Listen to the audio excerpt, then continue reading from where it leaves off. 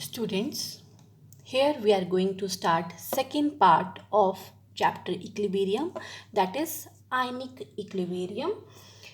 Ionic equilibrium, that means ions are involved in the equilibrium portion. See, on the basis of conduction of electric current, the solutions are classified into two categories, electrolyte and non-electrolyte. See, those substances whose when they are dissolved in aqueous solution, they are responsible for the conduction of current, they are called as electrolyte. If their aqueous solution are not responsible for the conduction of current, they are placed in the category of non-electrolyte. See, electrolytes are two categories: strong electrolyte and weak electrolyte. Those substances, when they dissolve in water and they completely ionized, they are placed in the category of strong electrolyte. And weak electrolyte are those electrolyte which are not completely dissolved in water and each and every ion is not dissociated. See,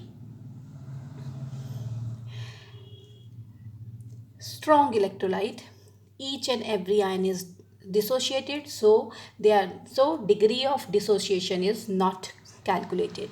But for the weak electrolyte, we are calculating degree of dissociation, and degree of dissociation is equal to number of moles dissociated divided by total number of moles. कितने ions dissociate हुए हैं divided by total number of moles taken of the electrolyte, and it is represented by alpha. And second most important thing, the strong electrolyte are completely ionized when they dissolve in water. For example, HCl, when dissolved in water, they are forming H3O ion plus chloride ion. They are represented by a single headed arrow because they are completely dissociated.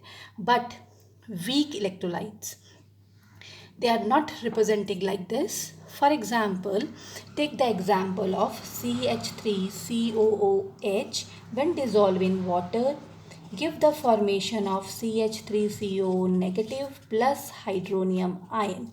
See, the ions, it is weak electrolyte, it is not completely dissociated. So when they dissolve in water, some amount of electrolyte remains in undissociated form.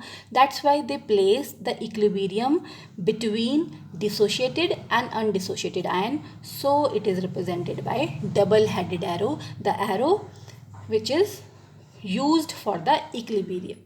So for strong electrolyte, there is no equilibrium sign, but in the case of weak electrolyte, because they set up the equilibrium between dissociated and undissociated ion, so the equilibrium symbol is placed.